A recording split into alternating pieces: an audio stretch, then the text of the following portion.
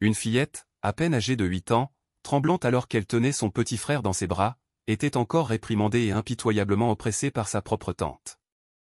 Jusqu'à ce que sa supplication désespérée résonne dans la pièce, « S'il vous plaît, laissez-nous en paix. » Soudain, la porte s'ouvrit à la volée, et le père millionnaire, qui venait d'assister à toute la scène, prononça une seule phrase qui laissa tous les occupants de la maison figés dans le silence. Avant de commencer l'histoire, laissez un commentaire ci-dessous et dites-moi de quelle ville vous regardez.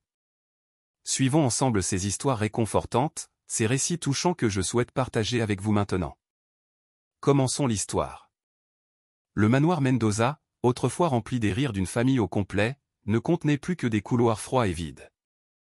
6 mois s'étaient écoulés depuis que la douce épouse était décédée lors de la naissance du petit baron, et la vaste demeure semblait avoir perdu son âme. Arthur Mendoza, 41 ans, propriétaire d'une chaîne hôtelière renommée, s'est plongé dans le travail. Il quittait la maison à l'aube, revenait près de minuit, emportant avec lui l'odeur de cigarettes, de café et une fatigue épuisante. Alice, sa fille de 8 ans, s'était habituée depuis longtemps à voir son père dévaler les escaliers, sa mallette à la main, sans jamais s'arrêter pour regarder les 2 enfants. Les repas sans leur père, les nuits sans un mot doux, les matins sans un baiser sur le front, tout cela était devenu la routine pour Alice. Ce matin-là, Arthur ajusta sa cravate devant le miroir, les yeux éteints. Alice, tenant Baron dans ses bras, courut après lui, ses petits pas timides mais déterminés. Elle leva son visage vers son père, les yeux pétillants de larmes, et murmura, « Papa, peux-tu dîner avec moi ce soir ?» Arthur se figea un instant fugace. Son regard vacilla dans les yeux de sa fille, il y voyait les mêmes yeux que ceux de sa défunte épouse. Mais au lieu de les affronter, il se détourna, sa voix basse et distante, « Je suis occupé. » « Remettons ça à une autre fois, ma chérie. » Alice se mordit la lèvre. Cette courte réponse fut comme un seau d'eau froide déversé directement sur son petit cœur fragile. Elle baissa la tête, serra Baron plus fort, laissant les doux cheveux de son petit frère cacher les larmes qui coulaient sur ses joues. Arthur ne se retourna pas. Il marcha rapidement vers la porte comme s'il fuyait. Soudain, une voix de femme résonna dans le couloir. C'était Scarlett Mendoza, la sœur cadette d'Arthur, âgée de 32 ans. Apparaissant dans une robe simple, mais avec des yeux vifs et calculateurs, elle venait de traverser un divorce amer et de se retrouver sans rien. Scarlett s'était tournée vers son frère pour trouver refuge. Devant Arthur, elle jouait toujours le rôle de la sœur dévouée et douce, qui savait prendre ses responsabilités. « Ne t'inquiète de rien pendant tes voyages d'affaires, » sourit Scarlett, sa voix douce comme le miel. « Je prendrai soin des enfants. Tu n'as qu'à te concentrer sur ton travail. » Arthur leva les yeux vers sa sœur, son expression s'adoucissant. Pour lui, Scarlett était ce qui restait de sa famille, le seul parent proche qui lui restait. Il hocha la tête, lui faisant entièrement confiance sans l'ombre d'un doute, « Merci. Sans toi, je ne saurais pas comment m'en sortir. » Alice se tenait à proximité, serrant Baron. Elle regarda silencieusement sa tante, sans rien dire, mais dans ses jeunes yeux flottait un sentiment de malaise. Au fond d'elle, quelque chose l'empêchait de faire confiance à ce sourire.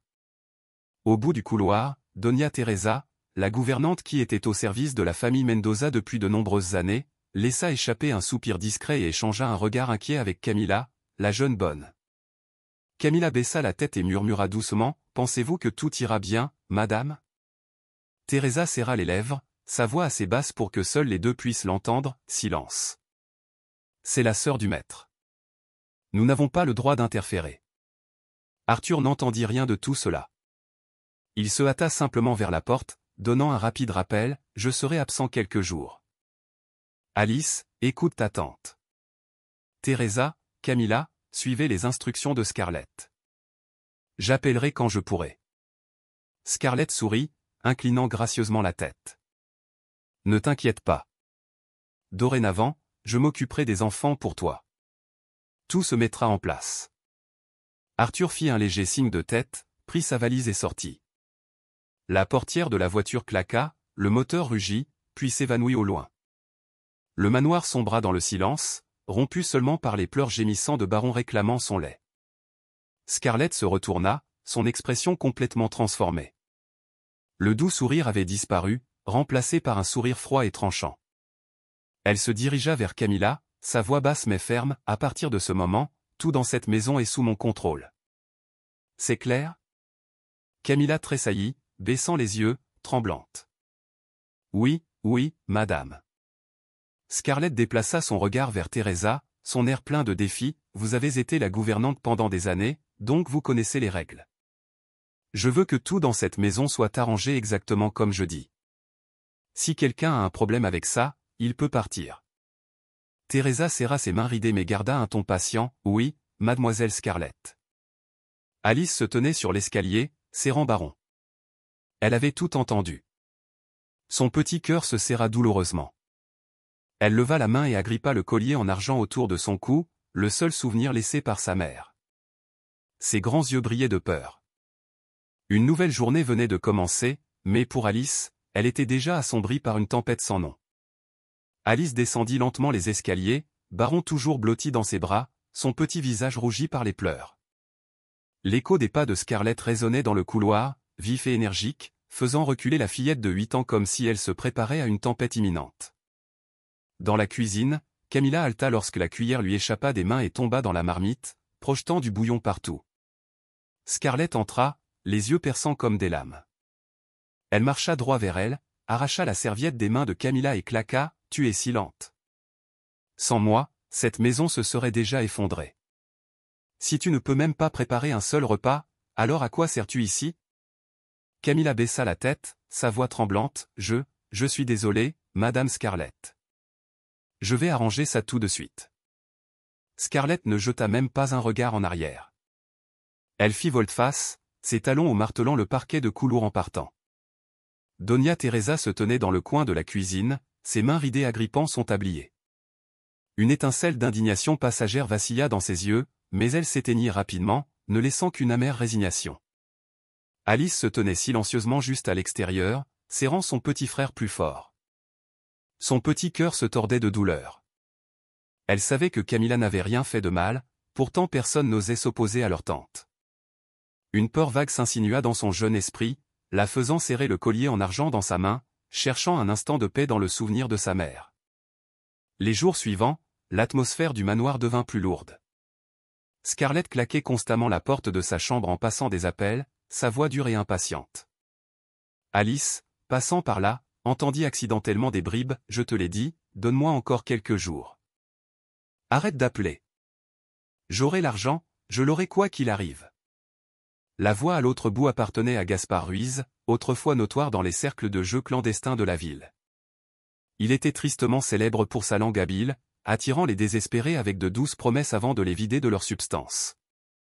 Scarlett avait autrefois cru à ses discours sur les opportunités d'investissement, et maintenant elle était noyée sous les dettes. Le poids de ses dettes fit de Scarlett une bombe prête à exploser, et le moment arriva enfin.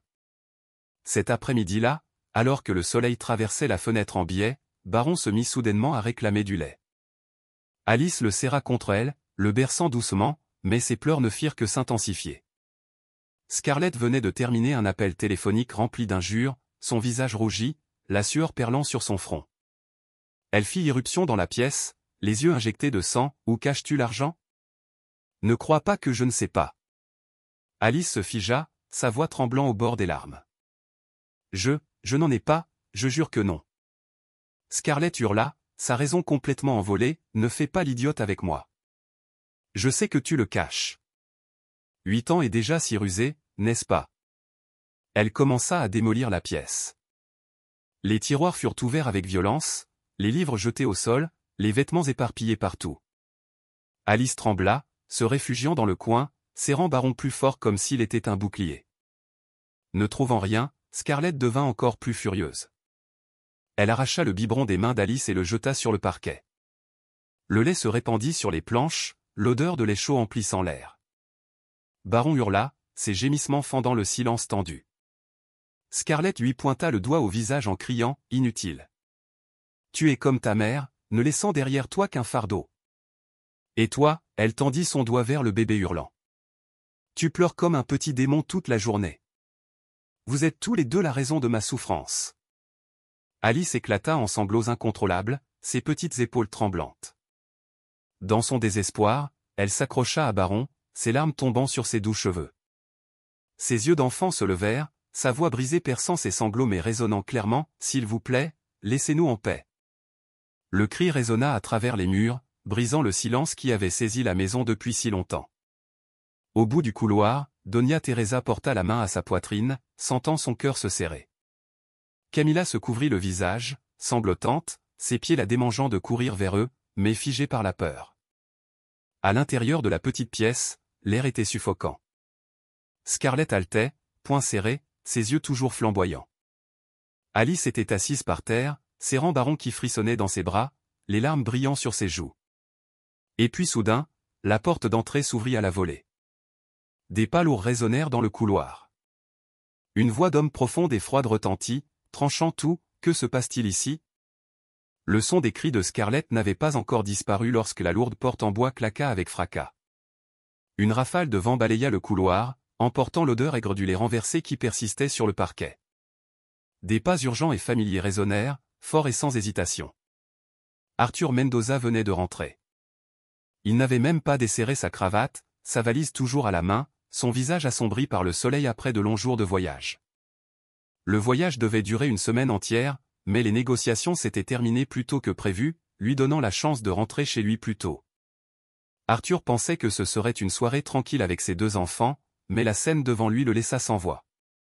Dans la petite pièce au bout du couloir, Alice était assise par terre, serrant Baron fort dans ses bras. Le visage du bébé était rouge, ses cris rauques se transformant en sanglots. Alice tremblait, son visage strié de larmes, comme si elle venait de traverser une tempête. Devant elle se tenait Scarlett, les poings toujours serrés, le souffle lourd, les yeux injectés de sang. Arthur se figea, son regard perçant se transforma en panique. Il entra, sa voix sèche mais ferme, « Que se passe-t-il ici ?» Toute la pièce sembla trembler. La tête d'Alice se leva brusquement, ses yeux remplis de larmes se posant sur son père. Elle bredouilla à travers ses sanglots, sa voix fragile, « Papa, ne la laisse plus gronder Baron. » Scarlett tressaillit mais se reprit rapidement, s'avançant d'une voix perçante, « Ne la crois pas. C'est elle qui a renversé le lait partout sur le sol, puis m'a accusé. Je ne faisais que tenter de lui apprendre à bien se comporter. » Arthur regarda autour de la pièce. Le sol était imbibé de lait, des vêtements éparpillés, une bouteille cassée roulant par terre. Il jeta un coup d'œil à sa fille recroquevillée de peur, puis au visage de son fils taché de larmes. À cet instant, son cœur eut l'impression d'être broyé. La voix d'Arthur éclata après des mois de colère refoulée, « Ça suffit. Hors de ma maison. » Scarlett se figea. Jamais auparavant elle n'avait vu son frère rugir avec une telle fureur.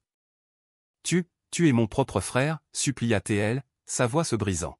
« Comment peux-tu me traiter ainsi? J'ai tout géré pour toi tout ce temps. Sans moi, cette maison se serait effondrée. » Arthur s'avança, les yeux flamboyants, sa main serrant la valise si fort que ses phalanges blanchirent. Il grogna chaque mot à travers des dents serrées, « Scarlett, tu as transformé cette maison en enfer pour mes enfants. Tu n'es plus digne. » Scarlett tituba en arrière, son visage se vidant de ses couleurs. Elle regarda Alice avec des yeux emplis de haine, puis se tourna brusquement et se précipita dans le couloir. Doña Teresa se tenait près de la porte, des larmes coulant sur son visage ridé, ses mains frêles serrant sa poitrine. Camila se couvrit la bouche, sanglotant. Les 2 femmes étaient secouées mais soulagées, car enfin leur maître avait vu la vérité. À l'entrée principale, Victor, le fidèle chauffeur qui conduisait Arthur depuis près de 10 ans, transportait la valise. L'homme grand et large d'épaules, aux yeux calmes, observa Scarlett passer précipitamment, le visage pâle. Il fronça légèrement les sourcils mais ne dit rien, se contentant de s'incliner pour la laisser passer. Victor savait trop bien ce que cette famille avait enduré, mais il n'avait jamais vu son employeur aussi enragé. Scarlett quitta le manoir, le claquement sec de ses talons au résonnant sur les carreaux, transperçant la poitrine d'Alice. La lourde porte d'entrée se referma, laissant derrière elle un silence suffocant.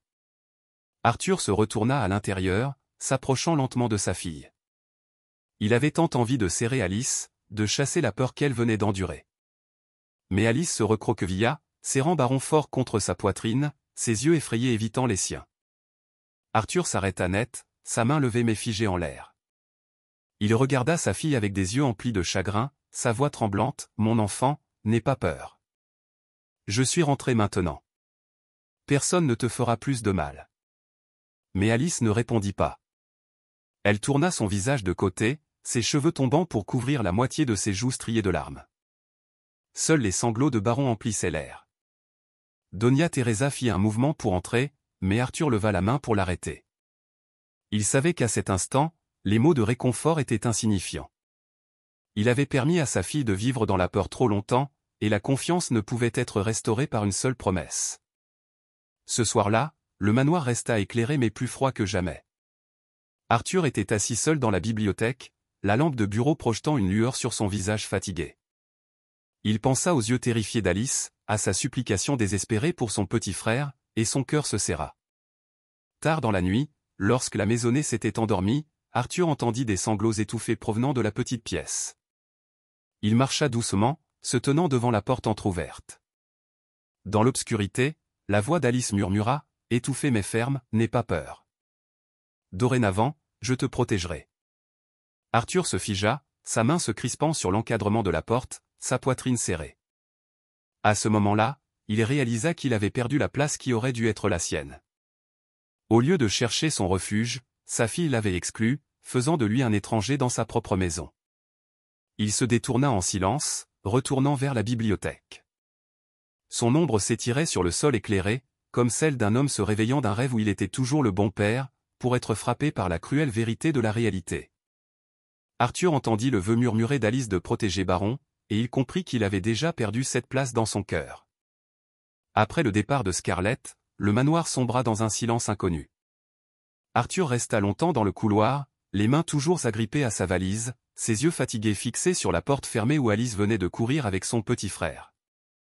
Il savait que sa fille n'avait pas encore ouvert son cœur, et cette connaissance pesait sur sa poitrine comme une pierre.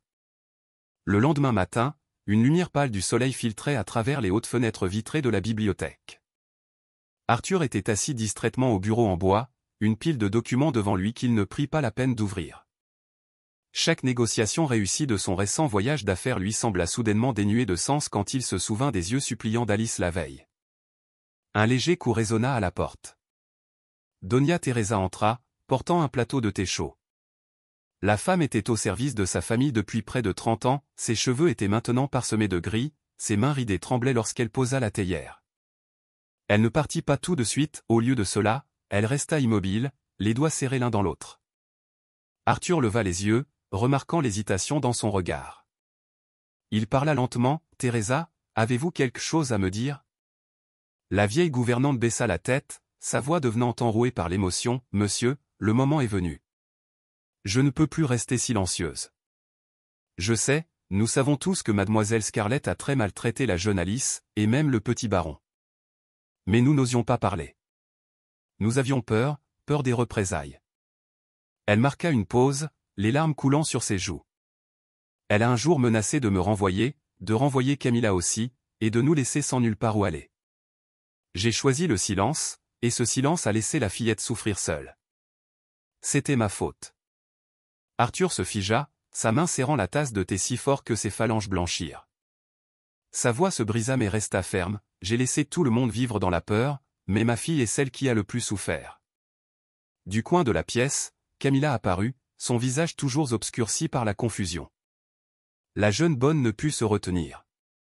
Elle tomba à genoux, sa voix tremblante, « Maître, je dois me confesser aussi. Plusieurs fois, mademoiselle Scarlett m'a forcé à servir pendant ces soirées arrosées. Ils se rassemblaient, ils buvaient jusqu'à l'ivresse, ils riaient et se moquaient. Je voulais résister, mais elle m'a forcé. J'avais peur de perdre mon travail, peur de la mettre en colère. Je suis restée silencieuse, laissant la petite Alice tout endurer. Je suis désolé, vraiment désolé. » Arthur se serra la tête et s'effondra sur la chaise. Chaque confession de ses domestiques le frappa comme un marteau. Il se sentit à la fois un père raté et un maître faible. Toute cette maisonnée avait dépendu de lui, pourtant il s'était détourné, laissant ses proches et ses employés vivre dans la peur. Doña Teresa se tenait près du cadre de la fenêtre, les yeux rouges. Pendant si longtemps, elle avait gardé le silence, mais aujourd'hui le poids de la culpabilité était trop lourd. Après avoir vu Alice éviter l'étreinte de son père, elle décida de faire quelque chose qu'elle n'avait jamais osé auparavant. Cet après-midi-là, elle se rendit à l'église de la ville pour trouver le père Julian Herrera et lui raconter tout. Le père Julian était un vieil ami de la défunte épouse d'Arthur. Il avait assisté au vœu de mariage du couple, et il avait tenu Alice dans ses bras quand elle n'était qu'un nouveau-né. Pendant de nombreuses années, il avait considéré la famille Mendoza comme la sienne. Lorsqu'il écouta les mots étouffés de Teresa, les yeux bienveillants du prêtre révélèrent un éclair de tristesse. Il resta assis en silence pendant un long moment, puis ne prononça qu'une seule phrase, « Non, je ne peux pas rester silencieux. Si je me tais, je trahirai son âme. » Tard dans l'après-midi, dans la vaste bibliothèque, Arthur était toujours assis immobile. Il enfouit son visage dans ses mains, son cœur lourd comme écrasé par une pierre. Un coup retentit, ferme mais résolu. Une voix âgée appela, « Arthur, puis-je entrer ?» Arthur sursauta et leva la tête. Devant lui se tenait une silhouette familière, le père Julian, ses cheveux blancs brillants, sa silhouette grande et mince drapée d'une soutane noire. Les yeux du prêtre étaient toujours doux, mais portaient maintenant une ferme résolution. Arthur se leva précipitamment, mais le prêtre leva la main pour l'arrêter, pas besoin de formalité. « Je suis venu ici parce que Teresa m'a tout raconté. Je sais que vous étiez forte en affaires, mais au sein de votre famille, vous avez choisi de vous cacher. Et quand un père se cache, c'est l'enfant qui porte la douleur à sa place. Alice ne mérite pas cela. Si je reste silencieux, j'aurai manqué à votre femme, la femme qui vous a un jour confié cette famille. » Arthur resta sans voix. La mention de sa défunte épouse le déchirait. La honte submergea sa poitrine, étouffant sa respiration. Dans le couloir, Alice se tenait pressée contre la porte entr'ouverte. Elle avait presque tout entendu. Ses petits bras serraient Baron fort, ses grands yeux débordant de larmes. Elle voulait faire confiance à son père, pourtant les souvenirs de négligence s'accrochaient à elle comme des cicatrices qui ne guérissaient jamais. Son jeune cœur était en plein tumulte, aspirant à une étreinte, mais terrifié d'être blessé une fois de plus. Cette nuit-là, Arthur se tint devant la chambre de sa fille et frappa doucement, « Alice, ton père veut te parler. » À l'intérieur, il n'y eut que le silence. Il frappa à nouveau, sa voix tremblante, « Je sais que j'ai eu tort, mais s'il te plaît, donne-moi une chance. » Le lit bougea légèrement. Alice tira la couverture sur sa tête, mais cette fois sa voix s'échappa, étouffée par l'amertume, « Une chance ? Tu as déjà eu ta chance quand maman est morte. Quand j'ai dû m'occuper de mon petit frère à ta place, où étais-tu? Quand j'étais grondé, quand j'étais tyrannisé, où étais-tu? Tu étais à l'hôtel, n'est-ce pas? Tu étais toujours occupé. » Arthur se figea, sa main tremblant sur la porte. Alice tourna son visage vers le mur, les larmes mouillant son oreiller. Elle serra son petit frère fort dans ses bras et murmura une autre phrase comme une lame froide, « J'ai déjà appris à ne plus avoir besoin de toi. » Arthur posa son front contre la porte, les yeux rouges, sa voix brisée par la douleur, « Je suis désolé, je suis vraiment désolé. » Mais la seule réponse fut le son de sanglots étouffés mêlés à la berceuse brisée d'Alice pour Baron. Ses pleurs transpercèrent le cœur d'Arthur comme des milliers d'aiguilles. Il s'éloigna tranquillement, sa silhouette s'estompant dans le couloir éclairé, tandis que la petite pièce restait noyée dans la solitude.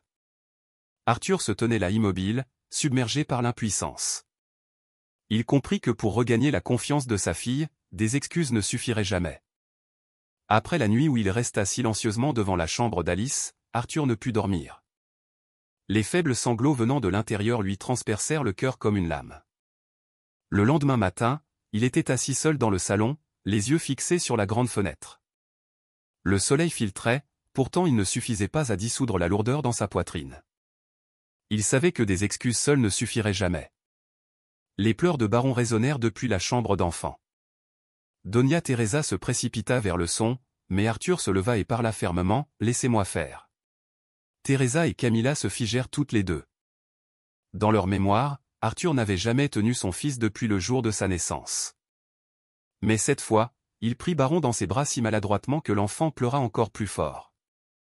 Il trébucha un peu, resserra son étreinte et dit d'une voix tremblante, « Papa est là. » « Arrête de pleurer, Baron. » Camilla hésita, « Monsieur, êtes-vous sûr que vous ?» Arthur la coupa, les yeux fermes, « Je suis sûr. Je dois le faire moi-même. » Il reposa Baron dans le berceau et chercha maladroitement le biberon. Ses mains tremblèrent en mesurant la formule, et lorsque l'eau fut trop chaude, il grimaça de douleur en se brûlant. Teresa s'avança, mais Arthur lui fit signe de la main, ça va. Je peux gérer ça. Le premier biberon se renversa partout, le bouchon mal fermé laissant couler du lait sur sa manche. Baron continua de pleurer, son visage rouge vif. Arthur soupira, s'essuya le front et recommença.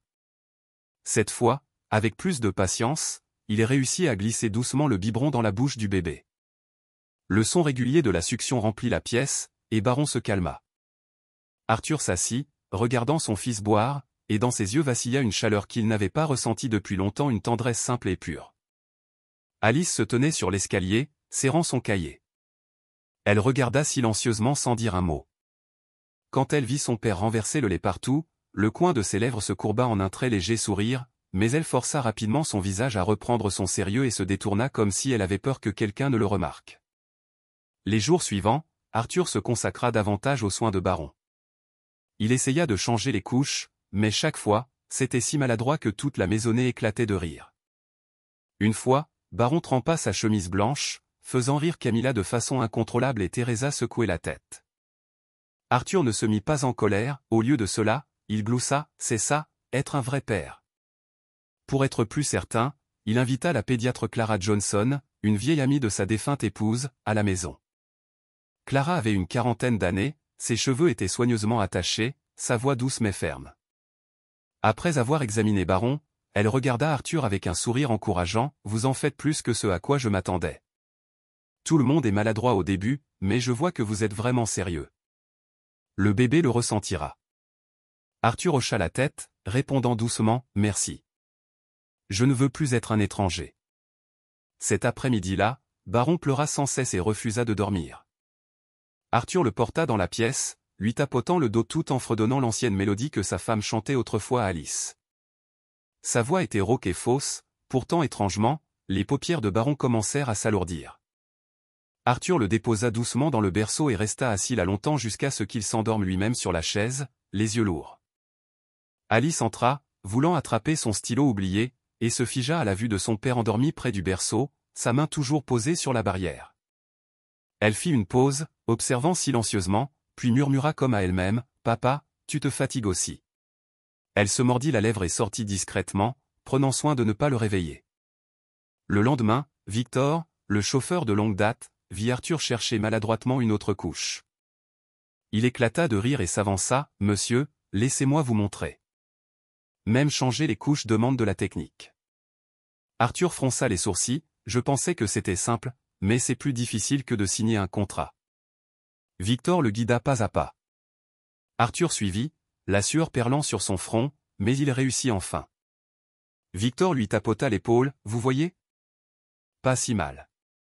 La prochaine fois, vous serez plus rapide. » Camilla, se tenant à proximité, éclata de rire, « Monsieur, vous vous entraînez vraiment à être un père maintenant. » Pour la première fois, la maison sembla plus légère. Arthur jeta un coup d'œil vers Alice et la surprit en train de regarder du coin, mais dès qu'il se tourna, elle détourna rapidement le regard.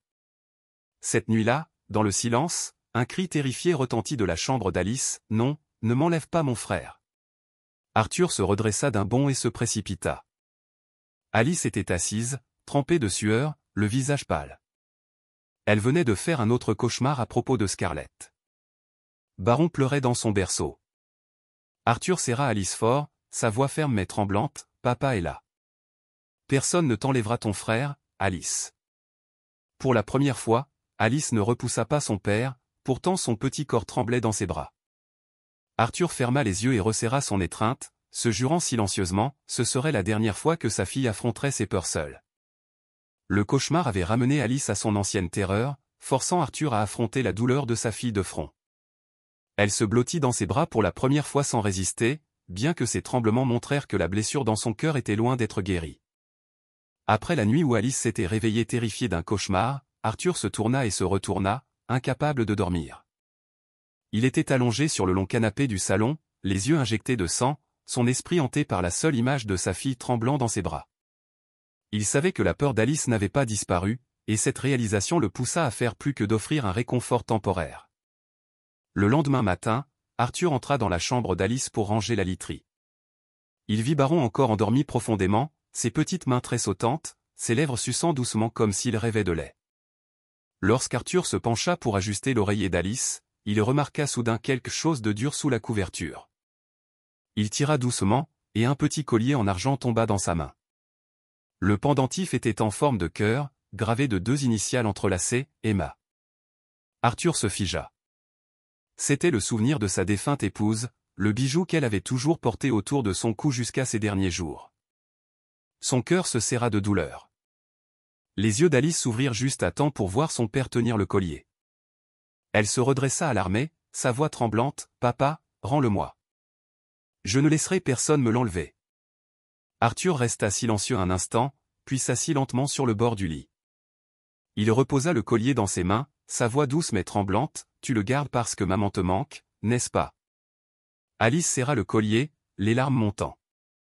Elle éclata en sanglots, ses mots étouffés, « Elle me manque tellement.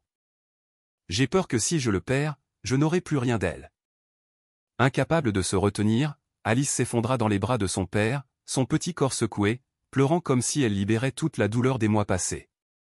Arthur la serra fort dans ses bras, ses propres larmes coulant silencieusement. Il murmura, « Je suis désolé, Alice. Je t'ai laissé seule trop longtemps. » Alice frappa légèrement sa poitrine, pleurant en le réprimandant, « Papa, pourquoi n'étais-tu pas avec moi avant?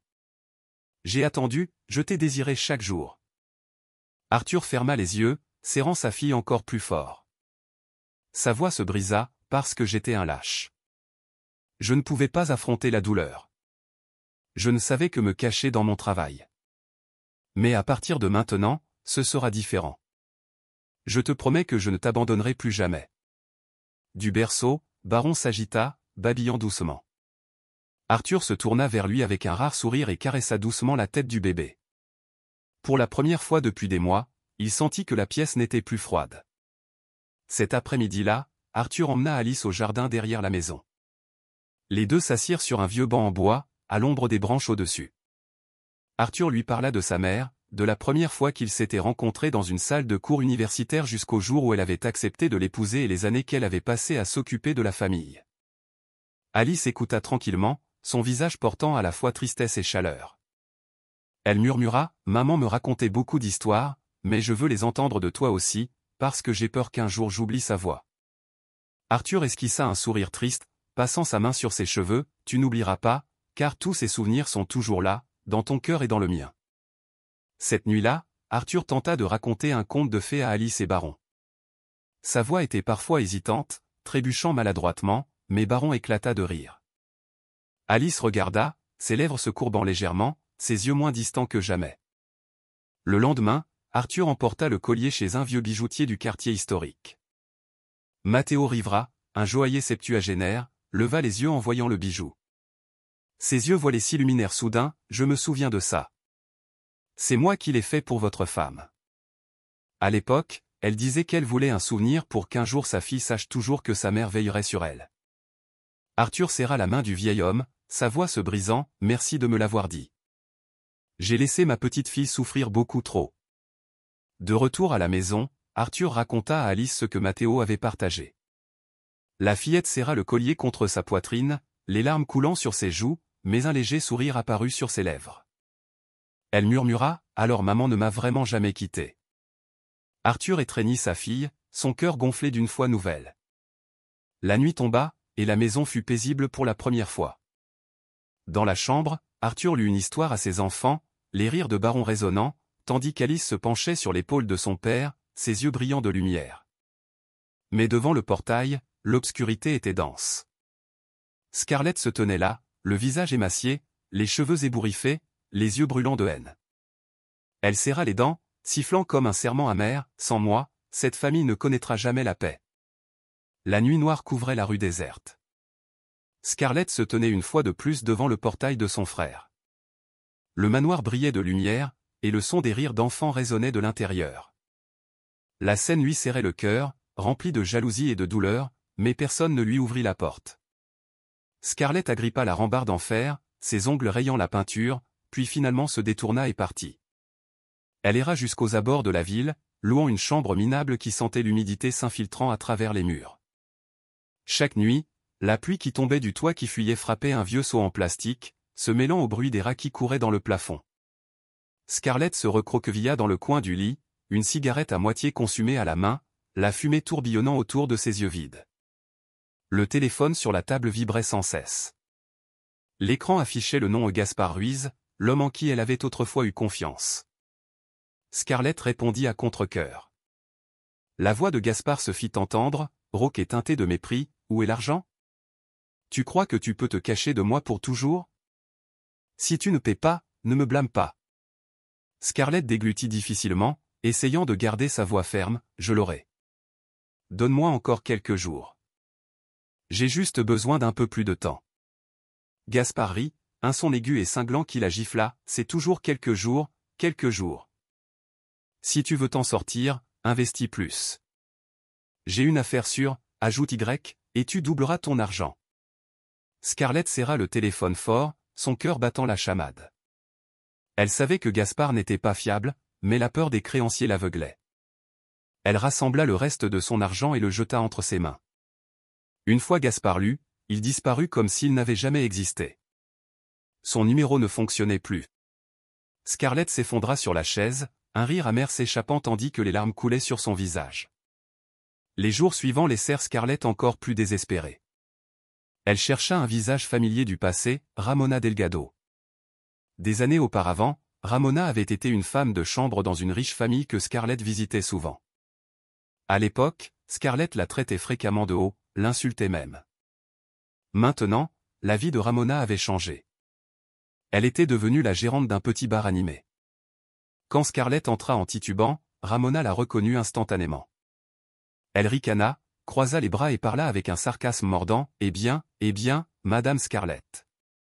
Je pensais que vous étiez toujours assise en haut, à donner des ordres au monde. Qu'est-ce qui vous amène dans un endroit aussi miteux aujourd'hui ?» Scarlett se mordit la lèvre, sa voix rauque. « Ramona, j'ai besoin d'aide. Juste un peu. Je te rembourserai plus tard. » Ramona rit, le son aigu et amer. « À l'époque, tu me traitais comme de la racaille. Maintenant tu es tombé dans la boue et tu t'attends à ce que je te tire de là ? La vie est juste, Scarlett. » Scarlett baissa la voix, luttant contre les larmes. « Je n'ai personne d'autre. Juste cette fois, Ramona. » Ramona se détourna, son visage froid. « N'y compte pas. Chacun paie pour ce qu'il a semé. J'ai déjà payé mon prix, maintenant c'est ton tour. » Scarlett resta figée, puis sortit du bar sous les regards méprisants des autres. Dehors, les lampadaires brillaient d'une lumière faible et jaune, une légère pluie tombait. Elle se serra dans ses bras, frissonnant dans le vent froid. Toute la nuit, Scarlett appela Arthur des dizaines de fois, mais à chaque fois, elle n'entendit que la voix froide de l'opérateur. « Le numéro que vous avez composé est actuellement indisponible. » Elle laissa d'innombrables messages, sa voix se brisant dans le répondeur. « Frère, tu es tout ce qui me reste. Ne m'abandonne pas. J'ai tellement peur. Je regrette tout. » Mais Arthur ne répondit jamais. Le silence était plus brutal que le rejet. Une autre nuit, Scarlett accroupit au bord de la route, serrant une bouteille d'alcool bon marché. Elle but jusqu'à ce que ses lèvres s'engourdissent et que sa tête tourne. Ses pas vacillèrent à travers la foule, ses vêtements ébouriffés, ses cheveux en désordre. Les passants l'évitaient, certains la chassaient même. « Reculez, femme folle. » Scarlett leva la tête et éclata de rire, sa voix brisée. « Vous savez qui j'étais ? Je vivais dans un manoir. J'avais des serviteurs à mes pieds. » Une petite pierre frappa sa jambe. Scarlett s'effondra, la bouteille se brisa, des éclats de verre se répandant dans la rue. Elle laissa échapper un rire étouffé, riant et pleurant à la fois, sa voix se mêlant au bruit lointain des klaxons. Son téléphone lui glissa de la poche, glissant sur le trottoir mouillé de pluie. L'écran s'alluma. Scarlett se pencha, sa main tremblante le ramassant. La lueur bleutée révéla ses yeux creux et gonflés. Sur l'écran, des dizaines de messages non lus apparurent, tous envoyés à la même personne, Arthur. Scarlett laissa échapper un rire rauque, puis tomba en arrière sur le trottoir, laissant la pluie fouetter son visage. Après de longues nuits blanches, Arthur s'était habitué à s'asseoir au chevet de sa fille jusqu'au matin. Alice se réveillait souvent en sursaut, sanglotant dans son sommeil, parfois marmonnant pour sa mère, parfois suppliant de désespoir. « Non, ne m'enlève pas mon petit frère. » Chaque fois, Arthur lui serrait la main fort, murmurant doucement comme pour empêcher son petit cœur de se briser davantage, « Je suis là. Personne ne te fera plus de mal. » Il répétait ces mots encore et encore, parfois jusqu'à ce que sa voix devienne rauque, mais il croyait que sa présence, aussi maladroite fût-elle, deviendrait lentement le bouclier sur lequel Alice pourrait s'appuyer. Un matin, le père Julian Herrera vint rendre visite. Le vieux prêtre entra avec sa canne en bois usé, sa silhouette mince mais stable, ses yeux vifs et bienveillants. Dans sa main se trouvait une Bible, son dos effiloché, ses pages jaunies par l'âge. Teresa s'inclina, sa voix remplie de respect, « Père, c'est une bénédiction que vous soyez venu. Le maître a besoin d'entendre vos paroles. » Arthur se leva pour le saluer, son visage tiré et fatigué. Il confessa, sa voix rauque, « J'ai fait tout ce que je pouvais, mais elle est toujours hantée, toujours tourmentée par des cauchemars. Je ne sais plus quoi faire. » Le père posa une main sur l'épaule d'Arthur, son regard profond, « Arthur, l'enfant n'a pas besoin d'un père qui semble forte à l'extérieur. Elle a besoin d'un père qui ose dire la vérité. Elle a besoin d'entendre de votre part que vous avez eu tort, que vous l'avez abandonnée. Seule la vérité peut vous libérer tous les deux du passé. » Arthur se figea. Ces mots transpercèrent directement sa honte cachée. Lentement, il hocha la tête comme en confession, « Je comprends. Je ne fuirai plus. » Cet après-midi-là, Arthur s'assit à côté d'Alice. Elle rangeait ses cahiers d'école, ses yeux remplis de lassitude. Arthur lui toucha doucement la main, sa voix basse, « Alice, je dois te dire quelque chose d'important. » Elle leva les yeux, ses yeux sombres hésitants.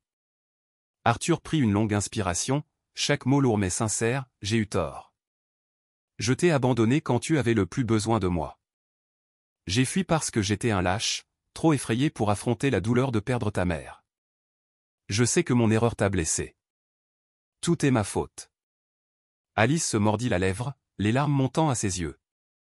Elle demanda doucement, sa voix se brisant, « Si maman était encore vivante, serait-elle en colère contre toi ?» Arthur baissa la tête, ses mains tremblantes, « Oui, elle serait en colère contre moi. Et je suis en colère contre moi-même aussi. Mais je te promets qu'à partir de maintenant, je ne te laisserai plus jamais porter la douleur seule.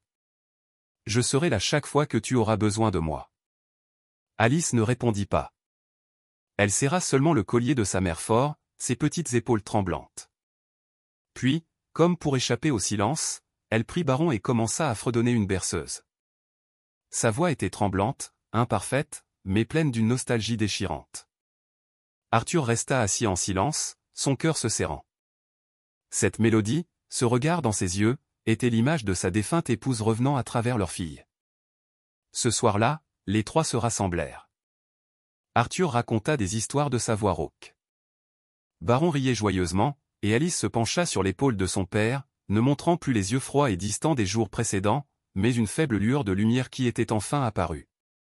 Quelques jours plus tard, Arthur décida d'emmener Alice dehors, non pas dans un endroit bondé, mais dans le petit parc près de chez eux, l'endroit où sa mère l'avait autrefois emmenée lors de tranquilles après-midi il y a longtemps. Il voulait que sa fille se familiarise à nouveau avec la liberté du monde, qu'elle sente que l'extérieur n'était pas aussi effrayant qu'elle l'imaginait. Le parc était calme, les arbres chuchotaient dans le vent. Alice serra la main de son père fort, ses yeux toujours parcourant nerveusement les environs.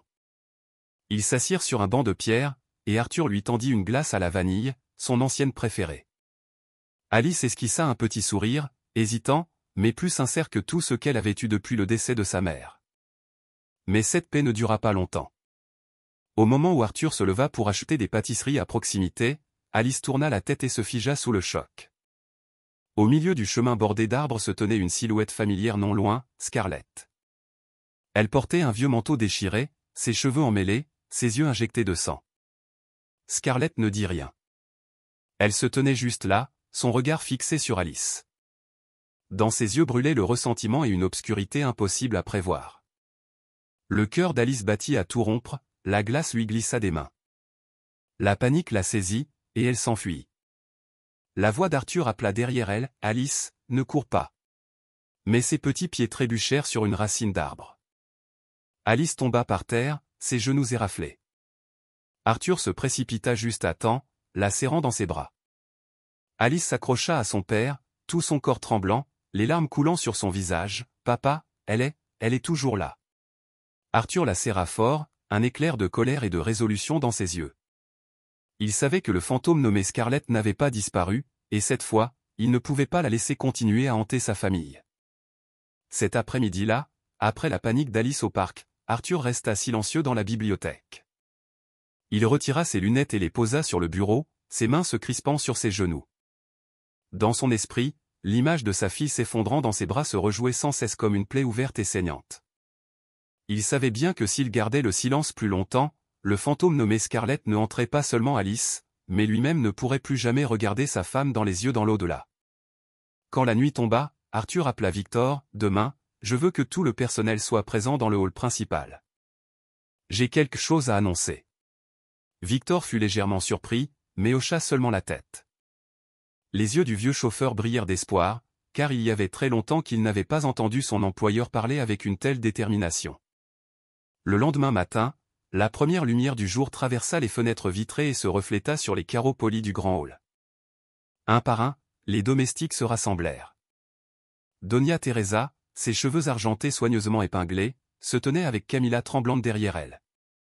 Le jardinier, le cuisinier, et même ceux chargés du nettoyage s'avancèrent. Tout le monde était nerveux, car il n'avait jamais vu le maître convoquer un tel rassemblement depuis le décès de la maîtresse de maison. Arthur descendit les escaliers, sa posture droite, portant toujours son simple costume sombre. Son visage ne portait plus la lassitude de la défaite, mais une fermeté. Alice se tenait à ses côtés, sa petite main agrippant la sienne, son regard tendu mais ne se dérobant plus. Arthur s'arrêta au centre du hall, prit une profonde inspiration et parla d'une voix qui résonna, chaleureuse mais résolue. « Aujourd'hui, je veux que tout le monde m'écoute.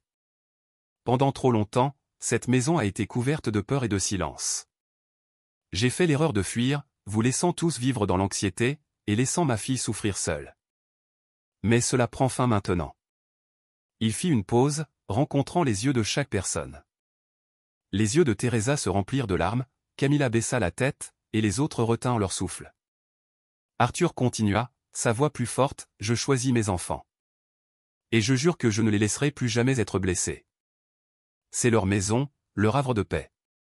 Quiconque ose défier cela, peu importe qui il est, n'aura pas sa place dans la famille Mendoza. » L'espace fut silencieux pendant quelques secondes, puis des sanglots éclatèrent. Doña Teresa se couvrit le visage et pleura, des mois de douleur refoulée se libérant comme de l'eau après la rupture d'un barrage. Elle sanglota, « Monsieur, enfin, vous avez prononcé ces mots.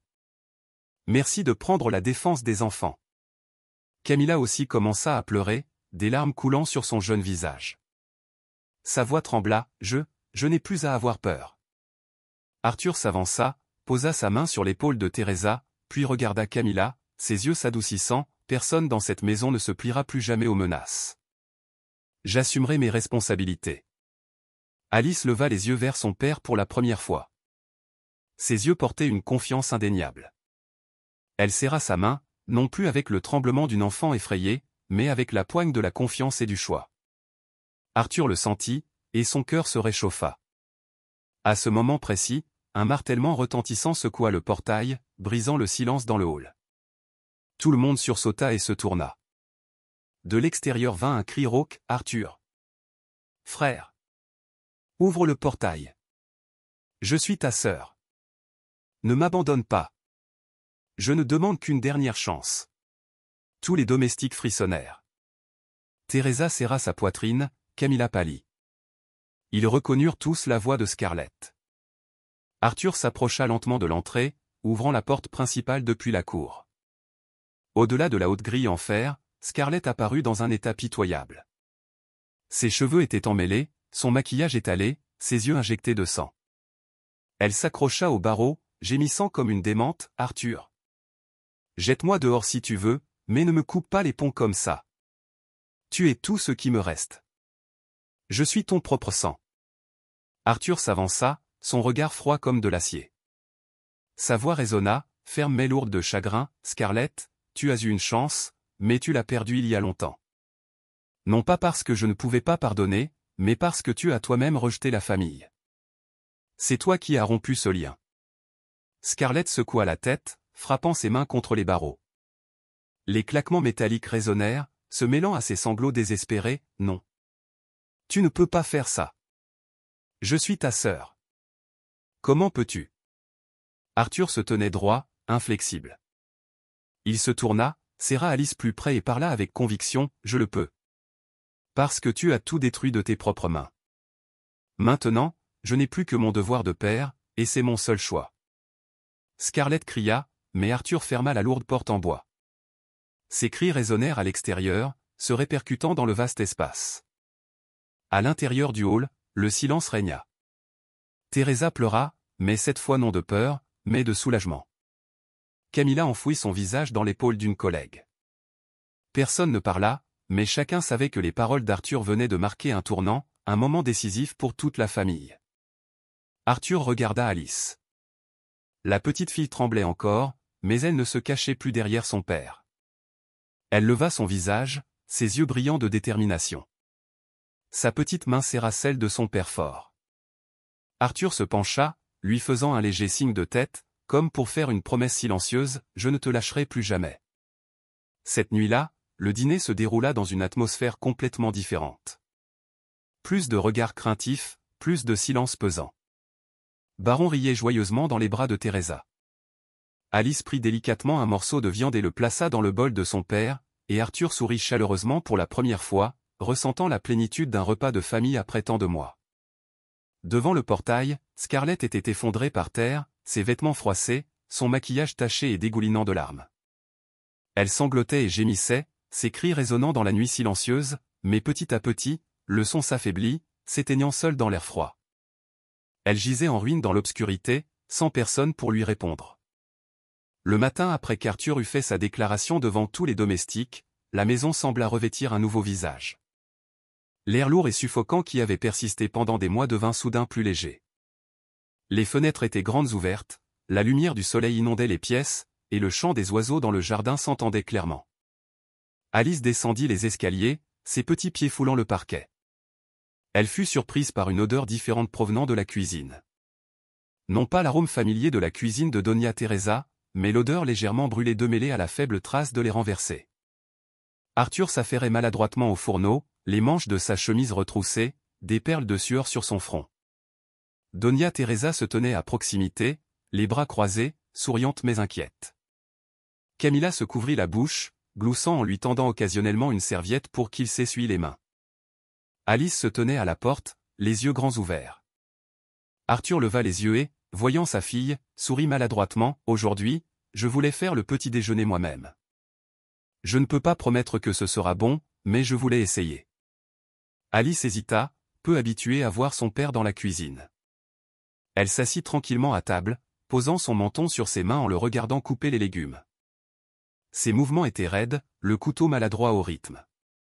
Teresa fronça les sourcils, « Attention, monsieur. » Juste après, un bruit sec, le couteau avait entaillé son doigt. Arthur grimaça mais tenta de sourire rassurant, « Ça va, juste une égratignure. » Camilla lui posa rapidement un pansement sur le doigt, secouant la tête en murmurant, « Le maître est vraiment déterminé. » Enfin, le simple repas fut servi, œufs au plat, légumes sautés et une fine bouillie pour Baron. La table n'était pas aussi élégante que d'habitude, mais quand tout le monde s'assit ensemble, un doux rire remplit l'air. Arthur versa maladroitement du lait pour Baron, en renversant quelques gouttes sur la table. Alice le remarqua et ne put s'empêcher de rire. Sa voix douce, « Papa, ça me rappelle quand j'apprenais à boire du lait. Maman riait aussi quand j'en renversais partout sur mes vêtements. » Arthur se figea un instant, puis sourit lentement. Il plaça un autre morceau d'œuf dans le bol de sa fille, « À partir de maintenant, au moins une fois par semaine, je cuisinerai un repas moi-même. Peu importe que ce soit bon ou mauvais. Ce qui compte, c'est que vous sachiez tous les deux que je suis là, juste à côté de vous. » Alice baissa la tête, les coins de ses lèvres se courbant. Elle murmura, sa voix tremblante mais claire, « J'aime ce repas. Ça fait vraiment famille. » Cet après-midi-là, Arthur emmena Alice et Baron au jardin de roses derrière le manoir. Le jardin, autrefois entretenu par sa défunte épouse, était maintenant en pleine floraison, les roses rouges éclatantes sous le soleil du dimanche. Alice serra le collier de sa mère, le souvenir qu'elle avait gardé pendant des années. Ses petites mains tremblèrent en le tendant à son père. Arthur s'agenouilla et attacha délicatement le collier à une branche fleurie. Sa voix se brisa en disant, « Ce sera un endroit pour honorer ta mère. Chaque fois que nous le regarderons, nous nous souviendrons qu'elle est toujours avec nous, veillant sur chacun de nos pas. Alice joignit ses mains, murmurant à travers les larmes qui coulaient sur son visage, « Maman, nous n'avons plus peur. Je promets de prendre soin de mon petit frère et de sourire davantage, juste comme tu le voulais. » Une brise balaya les pétales, tremblantes, leur doux parfum flottant comme en réponse. Teresa et Camilla se tenaient à distance, essuyant discrètement leurs yeux, tandis que Victor baissait solennellement la tête.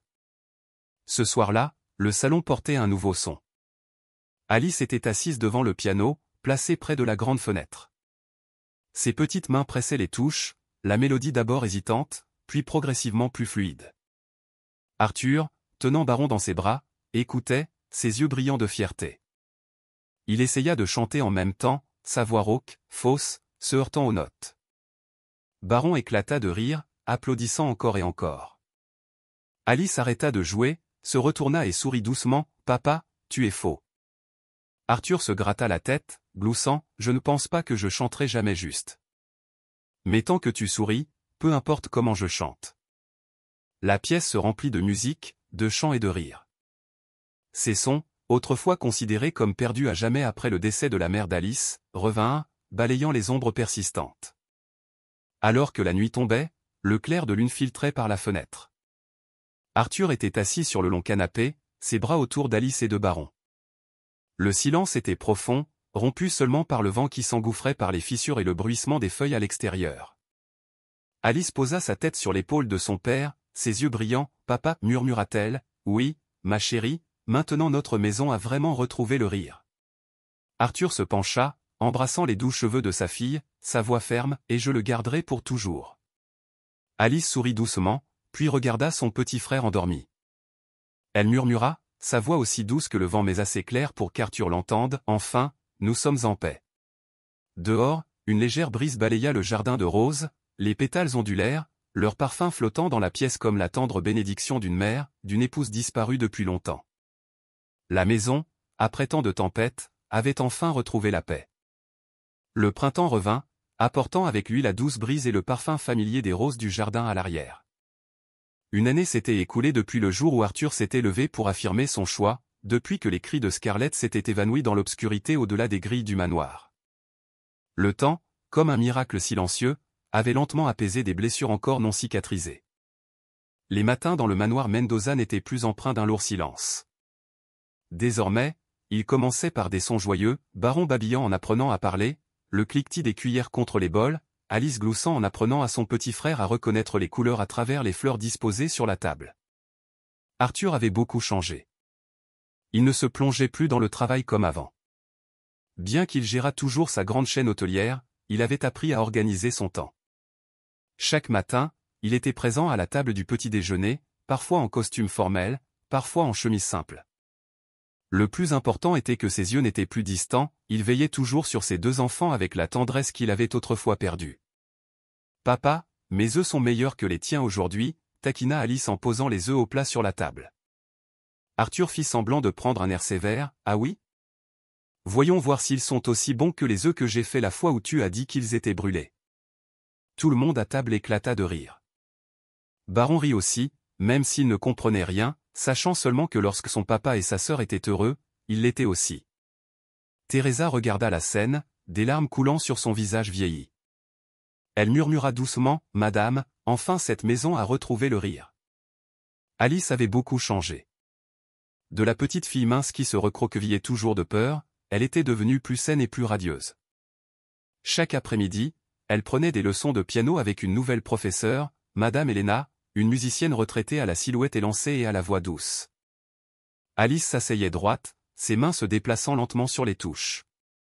Arthur s'asseyait souvent derrière elle, tandis que Baron rampait sur le sol, parfois frappant une chaise pour créer un fouillis de son. Alice rit, arrêta de jouer et se tourna pour dire à son frère, « Baron, tu n'es pas un batteur, tu sais. » Arthur rit de bon cœur, souleva son fils et s'assit à côté d'Alice. Il murmura, « Continue à jouer. Je veux t'entendre, même si tu manques une note. » Ce n'est pas grave. Alice regarda son père, ses yeux brillants de mille feux. Elle sourit et continua le morceau inachevé.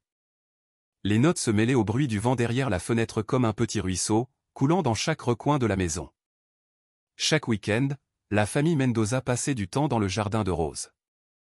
Arthur tailla soigneusement chaque branche, Alice arrosa les plantes, tandis que Baron trottinait derrière avec un petit arrosoir jaune que Victor lui avait acheté.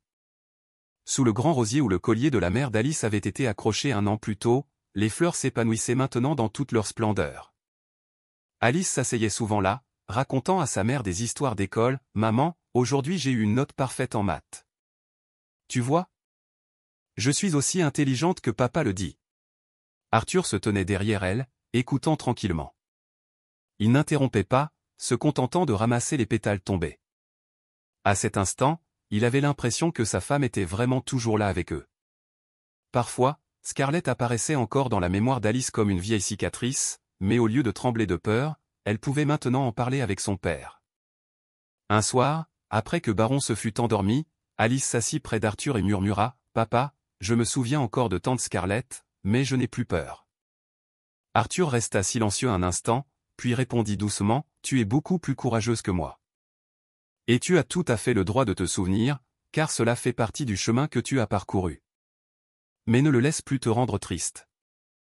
Nous avons déjà choisi de vivre dans le bonheur. » Alice hocha la tête et s'appuya contre son épaule. Une année s'était écoulée, et Arthur avait également changé dans sa façon de traiter les autres. Il assistait à davantage d'événements communautaires, allait souvent à l'église avec le père Julian et soutenait des fonds caritatifs pour les orphelins.